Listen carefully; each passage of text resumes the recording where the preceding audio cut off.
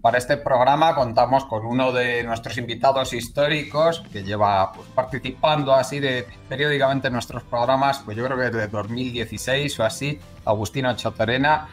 Muy buenas tardes, Agustín. ¿Qué Buenas tal? tardes, Juan Carlos, todo muy bien. Gracias por invitarme, de verdad. Siempre es un Gracias a placer. ti. Gracias a ti, faltaría más. Y bueno, la razón de invitarte, podría haber muchas razones, desde luego, pero la que hemos elegido para este programa es tu conocimiento de la realidad venezolana, ya que vives allí desde hace muchos años, desarrollas tu actividad profesional allí también desde hace muchos años y conoces al dedillo la política venezolana y también conoces, por supuesto, la política española. Agustín, lo primero que te quería preguntar es por cómo están las cosas ahora mismo en Venezuela después de todo este follón que han montado a raíz de las elecciones presidenciales. Cuéntanos cómo están las cosas a pie de calle, cómo se viven las cosas a nivel político. Adelante. A pie de calle, la verdad es que es como si no hubiese pasado nada. O sea, hoy, la semana pasada, incluso lo anterior, ¿no? O sea, vas a la calle, la gente está trabajando, la normalidad es total, salvo los ataques como pasamos la semana pasada, por lo que hicieron con la electricidad y tal, que te devuelven la realidad. A la gente le devuelven una realidad en la que ya está superado. Yo entiendo que todo el mundo, pues ya, yo creo que incluso la gente de la oposición ha pasado página a esta historia. O sea, a ver, ellos pueden tener sus ideas, pueden pensar lo que quieran, pero hay una realidad que es el día a día. Y el día a día, eh, Venezuela está en la clara recuperación económica. Sí. Esa recuperación económica es porque ha habido una fuerte inversión en todo tipo de comercios, centros comerciales, industrias, etcétera, que no la ha hecho el chavismo, que no ¿De la ha dónde hecho. ha venido, de dónde ha venido esa inversión?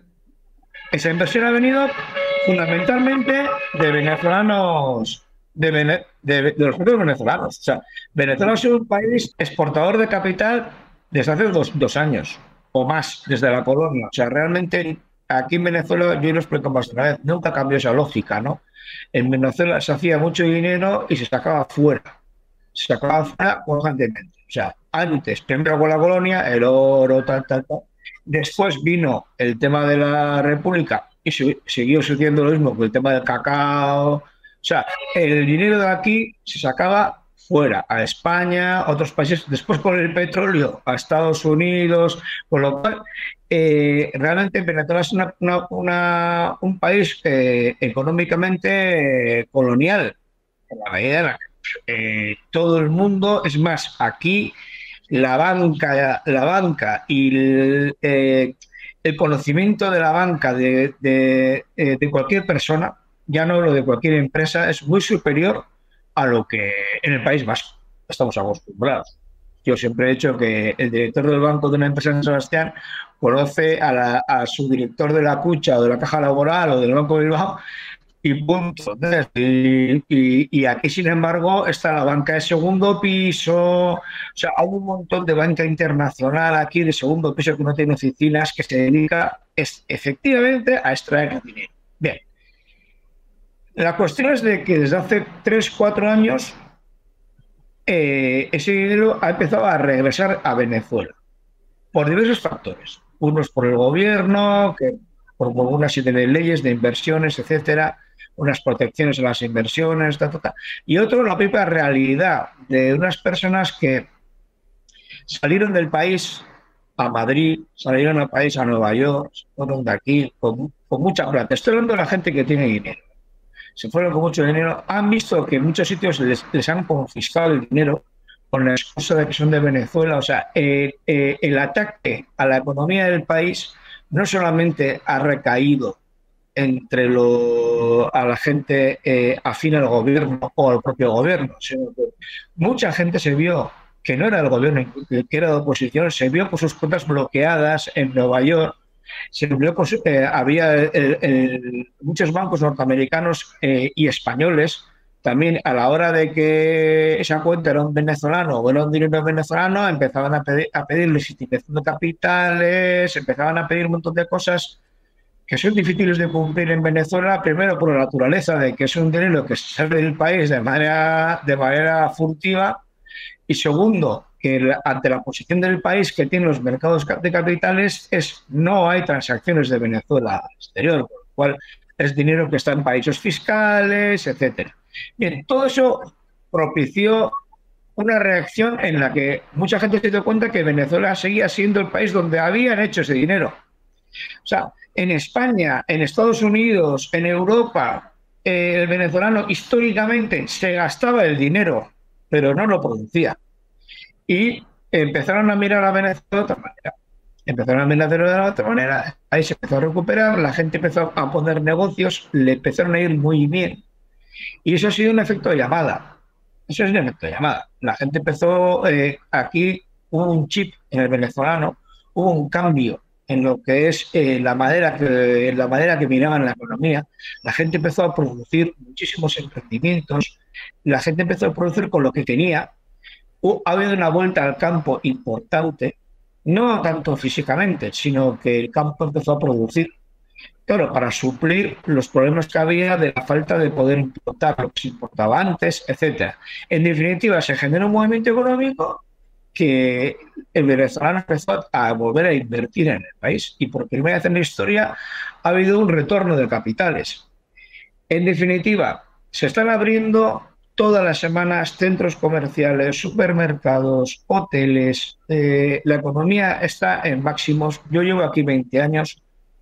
A pie de calle, a mí me recuerda esto a los mejores años del chavismo, a la hora digamos, de la normalidad y de la tranquilidad en la calle y los suelos, con una gran diferencia. Con Chávez fue el Estado el motor económico de todo ese, digamos, ese boom económico, y sin embargo ahora está siendo el sector privado el que es el motor económico. ¿Y qué tal va la industria petrolífera? Por lo que he visto en las estadísticas, se está recuperando rápidamente producción, ¿no? No es muy rápidamente, pero está recuperando. Ahora está rondando ahora el millón de barriles de petróleo. Hay un tema. La industria petrolífera es una historia, es un negocio con alta demanda de capital. O sea, un campo petrolífero, la inversión puede rondar de 5.000, 6.000, 7.000 millones de dólares solo en ese campo petrolífero para desarrollarlo. Es decir, que eso no es que de un día para otro pues hay acuerdos, efectivamente, ha llegado la Chevron, han llegado otras compañías petrolíferas, pero yo creo que ahí todavía queda un boom muy importante. Venezuela puede producir 3 millones, 4 millones, 5 millones de barriles tranquilamente. Tranquilamente. Está produciendo uno. Ese uno es mucho más de lo que se llegó a producir hace 3 o 4 años. Pero ni todos estamos lejos del potencial del país, ¿no? Pero en todo lo demás, el país ha dado un cambio. Venezuela producía petróleo y lo exportaba, importaba todo lo demás. Hoy en día, el 96% de los alimentos del país se producen en Venezuela. Incluso Venezuela empezó a exportar alimentos. Ha empezado a exportar ganadería. Hay muchísimo, por ejemplo, el frijol chino, ¿no? Que es algo que aquí no se consume, pero los chinos sí, obviamente, es una especie de frijol, y los propios chinos ya vienen y preparan la cosecha. O sea, ya llevan 2 o 3 años, digamos, dando financiación para esas cosechas. Pagan los abonos, pagan las semillas, las prepagan, después la ajustan con la cantidad producida y están exportando. Es decir, Venezuela ya empieza a exportar bastantes alimentos. La industria del camarón, por ejemplo, es la 4ª mundial. O sea, aquí había camarones que estaban abandonados, se han recuperado. Camarón son los langostinos y las gambas, para que nos entendan, ¿eh? Entonces, Venezuela, el líder creo que es Ecuador, y después está pisando los talones Venezuela en muy pocos años. Es decir, hay sectores que ya empiezan a exportar lo que nunca. O sea, Venezuela siempre ha sido un país netamente. Bueno, pues por otra parte, también eso es beneficioso para el desarrollo del sector productivo del país a largo plazo, ¿no? Sí, sí, hay un desarrollo que ya no depende solamente del petróleo. Claro. Pero es un cambio muy importante. El Y una petróleo, cosa. Ah, no, continúa, continúa. Sí, sí. el petróleo es muy importante en Venezuela, obviamente. Todos no vamos a. Pero Venezuela tiene muchísimas más potencialidades. O sea, Venezuela tiene un clima y tiene unas tierras y tal, que esto debería ser un país absolutamente exportador de alimentos y de ganadería y de todo tipo de cuestiones, aparte de todo lo que es lo mineral, ¿no? O sea, Venezuela es la primera reserva de oro del mundo, la primera reserva de hierro del mundo, seguimos con el aluminio y bueno, vamos así, ¿no? A una especie a los minerales que están de reservas probadas y cuantificadas en Venezuela que están por explotar. Venezuela es un país por hacer, Ujú. para que nos entendamos. Venezuela es un país por hacer. El potencial de Venezuela no está ni al 10% de lo que este país puede dar. Aparte del agua y todo tipo de... es que Venezuela es un país increíble en la medida de los recursos naturales que tiene. Y es un país Ujú. por hacer. Y también es un país en el que ahora mismo, tal y como al caos que lo llevaron, bueno, al caos, intentaron el caos, pero digamos al ataque económico que hubo y a la reducción del PIB, etcétera, todo lo que es la economía, estos 4 años de despegue son muy importantes. Venezuela está creciendo al 8,8% el último trimestre. O sea, que es una barbaridad. Y lleva así ya lleva 3 años. Ujú. Toda esta historia que estoy contando es para decir que realmente protagonistas de esa historia es muchísima gente de la oposición. Los que han Vale. tenido dinero, los que tienen el capital para traerlo y para invertirlo, es gente de la oposición. Gente de la oposición. Los dueños de los supermercados, hipermercados, cadenas, centros comerciales, no son chavistas. Eso es No, de lo no. puedo. Ya, ya. Y esta gente no está por el caos. Ujú. Curiosamente, en todo esto que ha pasado desde las elecciones, resulta que María Corina Machado y su combo fascista, porque no es un combo opositor, hay oposición que no se comporta así. El combo de María Corina es un combo fascista. Este combo no ha tenido apoyo de las clases altas, ni de Ya. las medias altas. Curiosamente, las movilizaciones y el voto mismo son muy inferior en las zonas clásicas de la oposición que en otros sitios. Para que nos hagamos una idea, es como si los cayetanos hubiesen abandonado al PP. Ya, ya. Se vio que los colegios electorales de Santa Paula, digamos, del este de Caracas, a las 11 de la mañana del domingo estaban vacíos. Ujú. O sea, Sí. eran colegios electorales que tenían que estar abiertos hasta las 6, incluso más, ¿no? No hubo un 42% de voto de media en esos colegios electorales, que son pues, colegios, digamos, el epicentro de la oposición en Venezuela. Y después, las marchas que ha habido, o sea, las convocaciones de calle, o sea, las movilizaciones de calle que ellos han hecho históricamente en el este de Caracas, han sido un fracaso, pero un fracaso absoluto. Es decir, entonces, eso nos lleva a pensar que realmente hay una parte de la clase media alta y de ahí para arriba que no quiere rollos, por lo que le estoy contando.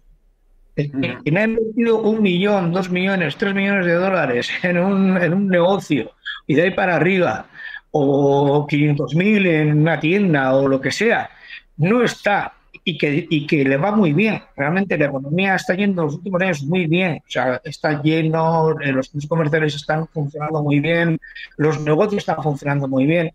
La gente lo ha pasado muy mal, la gente lo ha pasado muy mal los últimos años y de repente esa recuperación económica, ese bienestar, se ve en la compra de autos, la compra de motos, por darte un dato, hace 2 años fue de 200.000, el año pasado fue de 500.000 y se prevé que este año sean 900.000 motos. Sí, sí. Es decir, que son indicadores económicos sea, que es que no tienen interpretación. ¿Y esas motos no se producirán en el país, entiendo? O a lo mejor una pequeña parte. Se ensamblan en Venezuela. Son ensambladoras. Son marcas ensambladoras venezolanas. Bueno, compañías chinos, los traen, ¿no? Pero son A eso me ensambladoras. refiero. A eso me refiero. ¿De dónde? O sea, que el comercio que se está produciendo, sobre todo con quiénes, con China, con países de los BRICS, o cómo, porque el bloqueo, ¿cómo sigue funcionando a día de hoy? No, el bloqueo realmente es para el gobierno y para las empresas públicas. ¿Eh? Ujú. Y entendamos, la empresa privada ha podido traer siempre lo que ha querido, o sea, ellos, claro, con una serie de limitaciones en cuanto a movimiento de capitales, en cuanto a que te pueden bloquear el dinero, o sea, con lo cual se puede hacer, y como te he dicho antes, por el conocimiento del venezolano de la banca internacional, pues, lo hacen con bancos interpuestos, bancos en Antigua, aquí en las islas, ¿no? Los bancos pepas de estos de los anglosajones que tienen aquí todo el Caribe, San John's, y las Islas Caimán, que lo que hacen no es que te permiten hacer la operación, pero con un coste mucho mayor. O sea, realmente, Claro. ¿no? O sea, lo que hacen es fastidiar el país porque los costes de importación y de exportación pues son menos competitivos. Pero, Entiendo, entiendo. pero Ujú. funciona. Entiendo. Entonces, Y ahora, si quieres, ya pasando al tema de las presidenciales, lo primero, háblanos de cómo has percibido tú las elecciones o qué información tienes tú de cómo han sido las elecciones. ¿Cuánto hay de verdad, si es que hay algo? Que vamos, aquí desde luego la gente con la que me muevo yo dice que las elecciones hasta donde hay información fidedigna pues han sido limpias. Pero, ¿cuánto hay, en tu opinión, cuánto hay de verdad en esa posible manipulación de los resultados? a ver, las elecciones aquí han sido limpias. O sea, las elecciones aquí, Que coincides con lo que hemos venido diciendo aquí en nuestro programa, ¿no? es que todo el mundo que ha estado aquí Sí, lo sí. ve.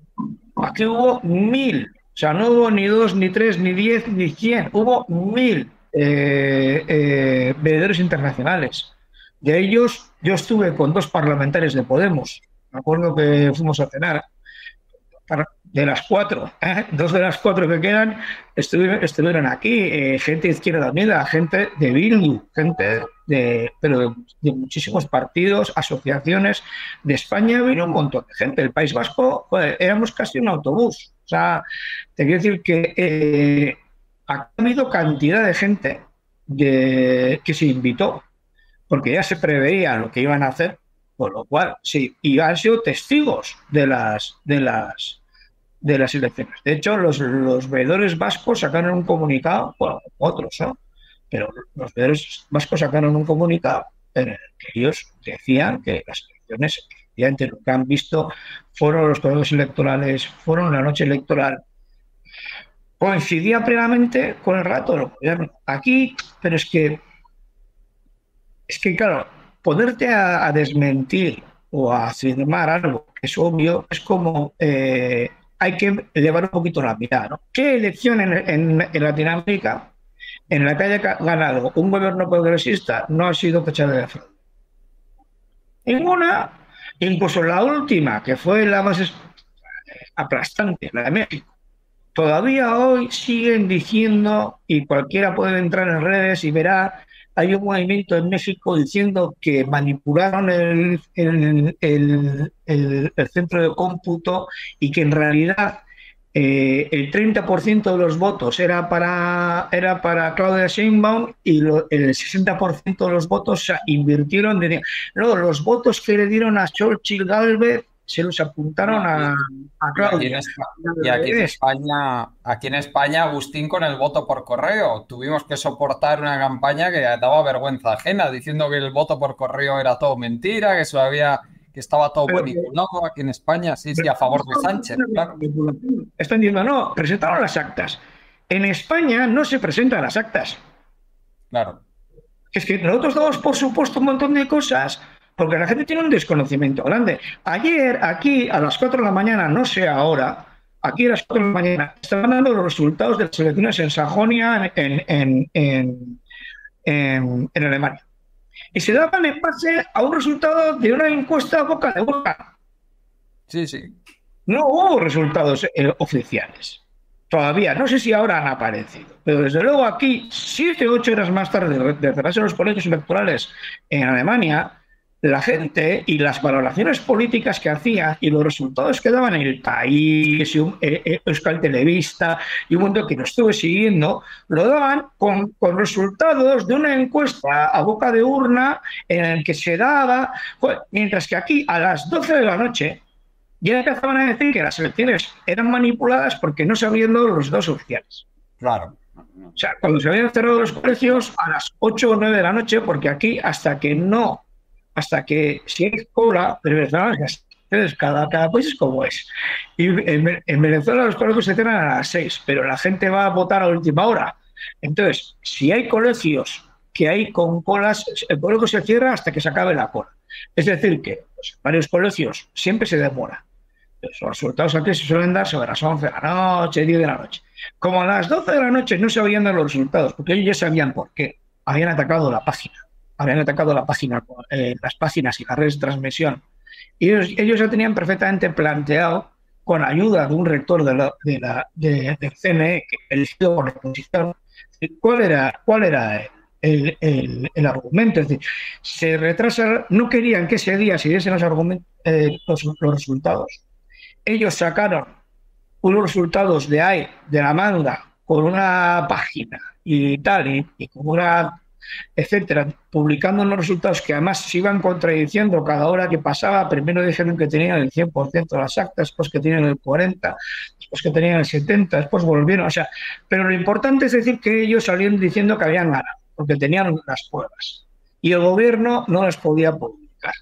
Bueno, pues salió un coro de gente pidiendo las actas. O sea, entre ese coro de gente que salió pidiendo las actas en países, había gente de Estados Unidos donde no hay actas. Claro. De Estados Unidos, que además que eso, como dijo Maduro, es un sistema electoral medieval,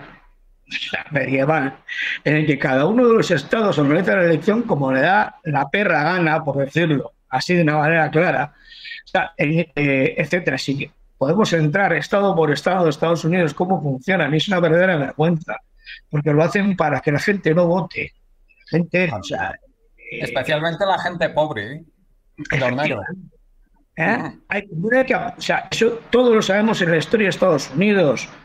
Yo en el País Vasco, si me entra el cuarto de hora, el último cuarto de hora y quiero votar, voy con mi DNI a mi colegio electoral y voto y punto. Y no tengo ni que apuntar en ningún lado, ni que hacer ninguna cosa. Nada, voy con un DNI, con un carnet de conducir o con el pasaporte, incluso caducado, y voto. ¿Por qué en Estados Unidos hay que apuntarse, etcétera? Porque ellos querían que los negros no votasen en principio, y ahora son las días, y lo consiguen. Pero bueno, más allá de lo de Estados Unidos, en Europa tampoco se publican las actas. En España, por la ley de protección de datos, el otro día tuve una discusión, me decía, no, porque yo he estado allí y las actas son públicas, porque a cada uno de la mesa se le da, o sea, efectivamente, como en Venezuela. En Venezuela se cierra el colegio electoral, se cuenta, se saca el acta a máquina y si coincide, todos firman y con la firma de todos a cada uno se le da una copia. Pero no se publican. Las actas en España no se publican. Las actas van a la Junta Electoral Central en un sobre y después la Junta Electoral Central a los 3 días, que la gente desconoce incluso lo que pasa en su propio país, a los 3 días da los resultados preliminares. Y si hay algún desacuerdo o en alguna mesa la gente puede tener dudas y tal, no se publican las actas y se ventila todo. No. Hay un recurso a la Junta Electoral Central, que todos sabemos que la Junta Electoral Central es 2 jueces elegidos de esa manera. Desde luego, no es un tema popular, es elegido dentro de la estructura del Estado, y esa Junta Electoral Central resuelve los recursos. Y cuando se resuelven esos recursos, no hay nada que decir. ¿Vale? Te dicen, públicame las actas, yo no estoy de acuerdo. No. La Junta Electoral Central dirime, da un fallo y todo el mundo tiene que acatarlo. Eso es en España, eso es en Francia, es en Alemania, es en, digamos, Pero, ¿eh? Sin pero ya, embargo, aquí se le exige que se sí, sí. publiquen las actas con las firmas de los que están ahí, con los datos personales, direcciones, porque todo viene ahí, con su número de identificación, o sea, el DNI, la cédula, para que nos entendamos, con todos los problemas que puede tener eso. ¿Eh? Ujú. Dos Oye, cosas y que puede tener.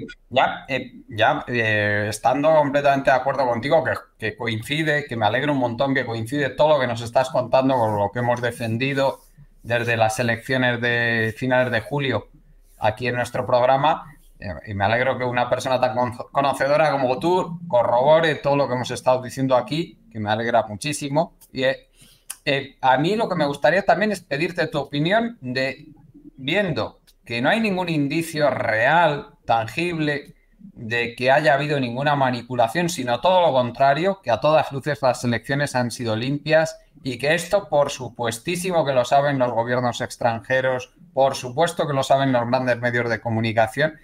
¿A qué obedece esta campaña brutal que se ha desencadenado en los medios de comunicación del norte global contra los resultados de las elecciones venezolanas y contra el gobierno de Maduro? O sea, Hombre, esto no es de hoy. ya, Llevan ya. 25 años. Y la oposición lleva 25 años cantando fraude. O sea, no lleva desde hoy. No ha habido ninguna elección, yo creo que han sido 30 elecciones en Venezuela, 30 o 31, en 25 años en el chavismo en el que la oposición no haya cantado fraude. Ninguna. La única que no, creo que la única que no dijeron, dos, son las dos que han ganado. Una, el referéndum que planteó Chávez, que perdió por muy poquito, pero efectivamente ahí no dijeron que había sido fraude, y las elecciones del 2015 parlamentarias que ganaron y que el gobierno aceptó la derrota y aceptó los resultados. Ellos también, ahí no hubo ningún problema, ahí no había problemas ni con el CNE, ni con las máquinas, ni tal, ni ningún rollo. Todas las demás, pero digo todas, es todas las demás han sido con campañas de fraude que han desatado disturbios. O sea, ¿os acordáis cuando murió Chávez y la primera elección que vino a los pocos meses, en las que eran Capriles y Maduro ganó por un pedo, pero ganó. Muy poquito, sí. Muy justa. Ahí Bueno, vi la campaña brutal de la salida con Leopoldo López, bueno, pues todos cuantos muertos, tal, porque ellos cantaron fraude. Y pero ya, cantaron ya, fraude. ¿y a qué obedece este soporte, o sea, esta animadversión al chavismo desde el exterior? Porque realmente tú, por lo que nos estás contando, allí en Venezuela, o sea, es un régimen político que está muy lejos de andar ni siquiera cerca de lo que se puede considerar un socialismo, porque ahí está la libre empresa acampando por sus respetos, la gente tiene sus negocios, el Estado tiene su papel, lógicamente, pero yo por lo que he visto en las estadísticas económicas de Venezuela, es más pequeño el papel del Estado que puede ser en un país europeo. O sea Sí, que sí. entonces, ¿a qué obedece? Porque desde aquí la impresión que nos da la gente de izquierda, desde España, lo que está pasando es simplemente que el chavismo no deja que los intereses foráneos saqueen a placer las riquezas del país y que no es otro el problema más. Y no hay que buscarle más partes al dato. Este pueblo, aparte, ya se ha convertido en un ejemplo para muchos. Este es un pueblo heroico. Es el único pueblo que ha derrotado las sanciones. O sea, es que este pueblo tiene un valor, lo que está haciendo Venezuela, tiene un valor que trasciende a lo que es Venezuela. Y es un ejemplo que no pueden permitir. Tú sales a la calle aquí y ves los supermercados, las calles, las playas, el turismo, el consumo, las tiendas, etcétera, etcétera, etcétera, y dices, esto es un milagro. Es un país con 930 sanciones. Es un país que tiene prohibido producir, almacenar, comerciar y exportar petróleo, a un ataque económico tan brutal y a la vez tan derrotado que ellos no lo pueden permitir.